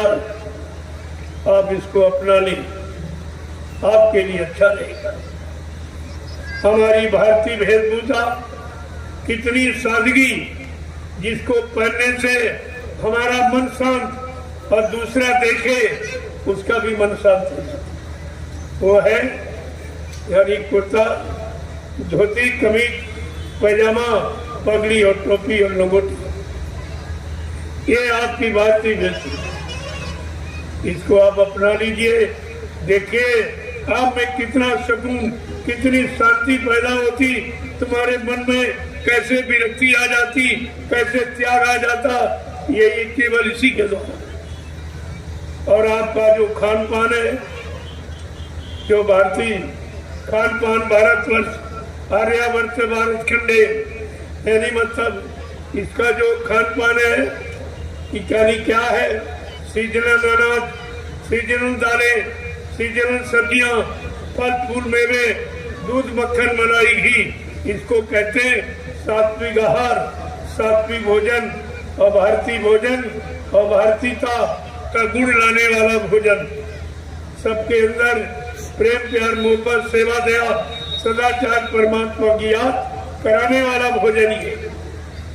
आप इस भोजन का इस्तेमाल करो, आप भारतीय कह जाओगे, भारतीय वेशभूषा आप भारतीय कह जाओगे, और भारतीय भाषा हिंदी और संस्कृत आगे आने वाले समय में हिंदी और संस्कृत में ये भारत का संविधान बनेगा और वो संविधान हर नागरिक को याद होगा।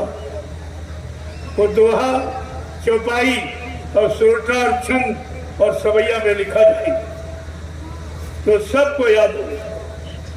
कोई किसी को न लूट सकता, न ठग सकता, न बेईमानी कर सकता, न बहका सकता। जब सबको संविधान कानून याद रहेगा तो कोई किसी को बहका नहीं सकता। आगे वो व्यवस्था, इसलिए मैंने भारतीय शब्द का प्रयोग किया है।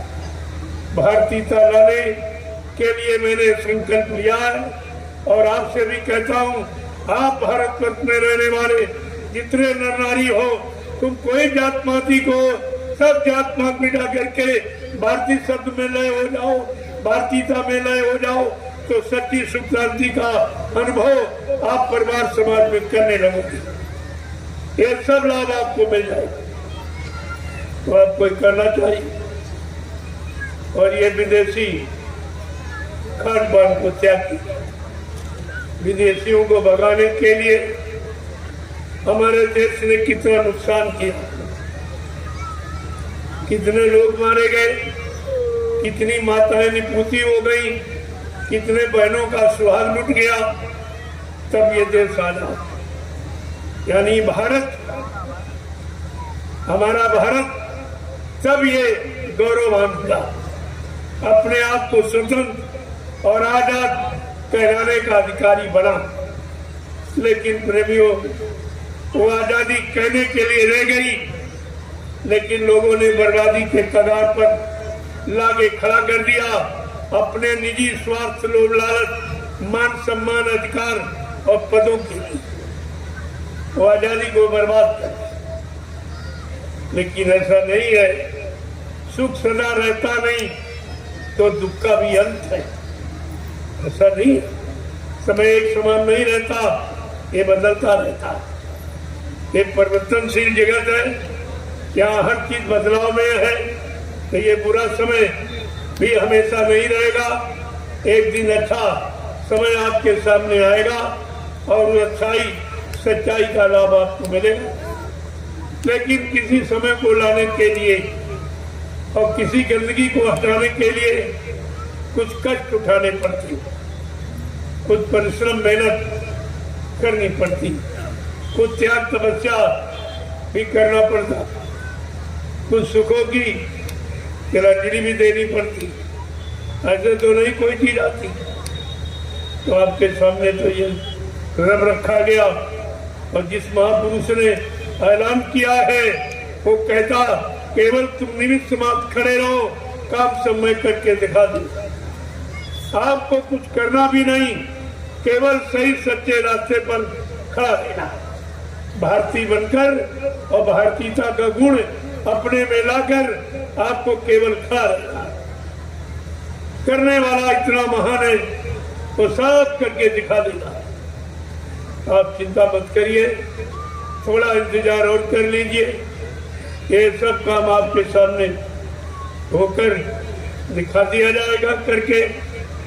लेकिन उसका लाभ आपको जब मिलेगा, जब कुछ भागीदार बनोगे, कुछ थोड़ा बहुत यथाशक्ति आप भी देश और समाज की उन्नति, उत्थान, प्रगति के लिए कुछ आप भी करोगे। तो प्रेमियों, इसको ध्यान दें। जय गुरुदेव, जय गुरुदेव, जय गुरुदेव, जय गुरुदेव। नाम किसका? प्रभु का प्यारा नाम। अब आप लोग खड़े हो जाओ, खड़े हो जाओ प्रेमियों।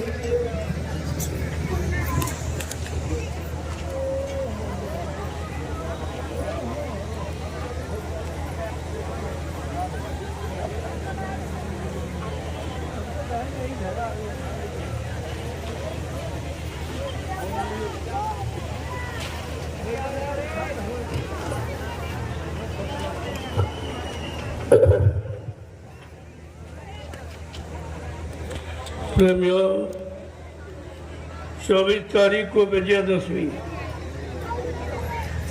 24 तारीख को कन्या पूजन हो।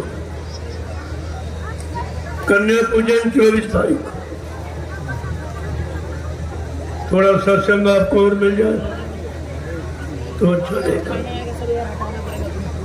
क्योंकि आगे का समय बड़ा खराब है। जितने लोग यहाँ बैठे खड़े हो, इसमें से बहुत लोग चले जाएंगे, उनको दोबारा ये सत्संग नहीं मिल सकेगा। तमाम लोग शरीर छोड़ के चले जाएंगे। इसलिए जो समय मिला है उसमें ज्यादा ज्यादा लाभ प्राप्त करो। तो जितना सत्संग मिल जाए वही तुम्हारे लाभ की चीज, और जो आज तक मिला वो तो सब नुकसान हो गया। उसने आपका समय, जीवन नष्ट किया है।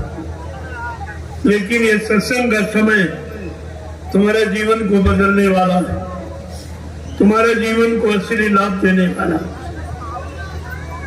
इसलिए ये सत्संग जो आपको मिल रहा है, ये आगे नहीं मिल सकेगा। तमाम प्रेमी शरीर छोड़ के चले जाएंगे। जय गुरुदेव, जय गुरुदेव, जय गुरुदेव, जय गुरुदेव, जय गुरुदेव। नाम किसका? प्रभु का। जय गुरुदेव। नाम किसका? प्रभु का। जय गुरुदेव। नाम किसका?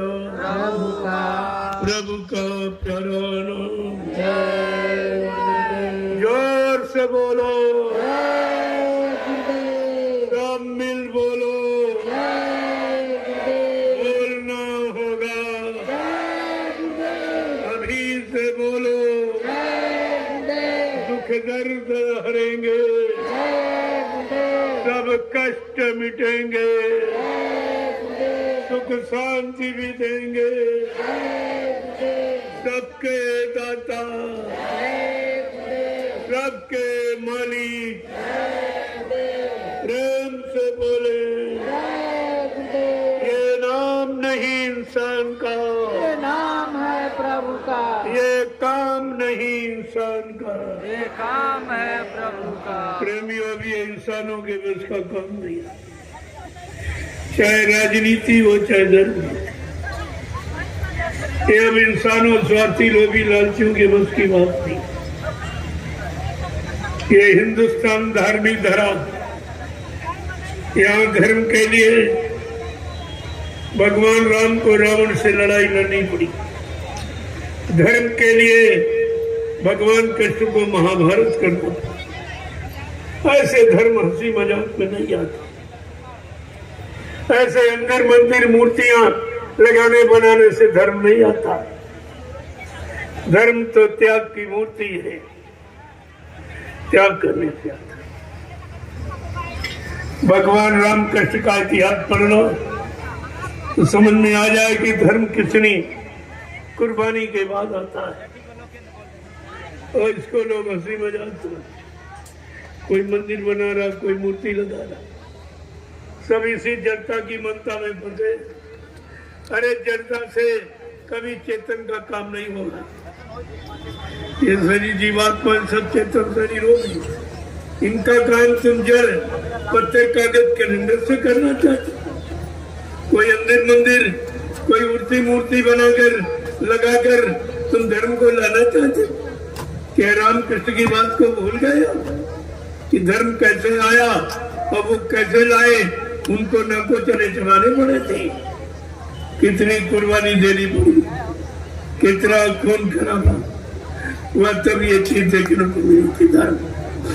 और धर्म को लोगों ने हंसी मजाक, मखौल, पाखंड, बाइडम्बर समझकर धर्म को खो दिया। अब उसको लाने के लिए फिर से महापुरुषों को मेहनत करनी पड़ी। अगर रामकृष्ण की भूमिका धर्म की आप लोग बनाए रखते होते तो आज बाबा जी को इतनी मेहनत नहीं करनी पड़ती, ये सब काम सहज में हो जाता। लेकिन आप तो रामकृष्ण की धर्म की भूमिका को बिल्कुल नष्ट नाबूद कर दिया, इसलिए फिर से मेहनत करनी पड़ी। जब राजा रैया सब जल में फंस जाएंगे, परमात्मा चेतन, देवी देवता चेतन, अवतारी शक्तियां चेतन, और ये जड़ में इशारा कर रहे हैं और जड़ मूर्तियां बना रहे हैं जिसमें श्रम समय पूंजी देशवासियों की बर्बाद कर रहे हैं। इससे क्या होने वाला है? और इससे कहीं धर्म आ जाएगा कि मानवता, इंसानियत आ जाएगी कि प्रेम, प्यार, मोहब्बत, सेवा, दया, सदाचार, परमात्मा की यादगार आ जाएगी? क्या माँ, बहन, बेटी, बहू की परख और पहचान होने लगेगी? ये सब आपको सोचना चाहिए। जय गुरुदेव, जय गुरुदेव, जय गुरुदेव। नाम किसका? जय गुरुदेव। नाम किसका? प्रभु का प्यारा नाम।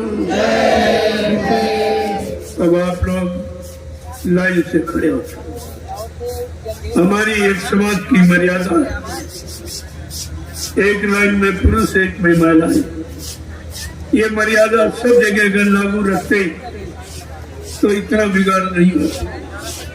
जो परिवार समाजों देश में जो बिगाड़ हुआ है, जो मर्यादा नष्ट हुई है, जो सभ्यता खत्म हो गई है, भारतीय संस्कृति का जो नामो निशान मिट गया है, ये कुछ नहीं होता। इसलिए आप लोग लाइन से खड़े हो जाओ। मैं एक एक का दर्शन करूँ। आप लोग घर परिवार बाल बच्चों को छोड़ के आए हो, खेती दुकान दफ्तर बिजली व्यापार मजदूरी बंद करके आए हो, तो आपने इतना त्याग किया। ऐसे कलयुग में इतना त्याग भी कोई कर पाता। ऐसे त्यागियों का मैं दर्शन करना चाहता हूँ, मैं उनको प्रणाम करना चाहता हूँ। और ये मुसीबत दुख तकलीफ बीमारियों से बचने के लिए ये महाप्रसाद देना चाहिए। ये लालची दाना महाप्रसाद, ये लड्डू वड्डू नहीं महाप्रसाद, वो तो आपके अच्छे बच्चों के लिए दे दिया जाता है। बाकी असली प्रसाद ये लालची दाना रामदाना, ये बरसों खराब नहीं होता। रखे रहो बरसों नहीं खराब। ये प्रसाद है, ये खराब नहीं। और लड्डू 2-4 दिन में खराब हो जाता है। वो तो बाल बच्चों के लिए या कोई किसी की सेवा ले आता है तो भाई कहते हैं उसको दे देना, तो कहेगा चलो भाई हमको भी कुछ मिल गया है, उनको दे दिया जाता। लेकिन आप सबके लिए ये लालची दाना अनिवार्य कि तमाम मुसीबत बीमारी परेशानियों को दूर करने वाला है। 10 बार जय गुरुदेव नाम प्रभु का लेकर इस दाना का प्रयोग करें, ये सब आपका था।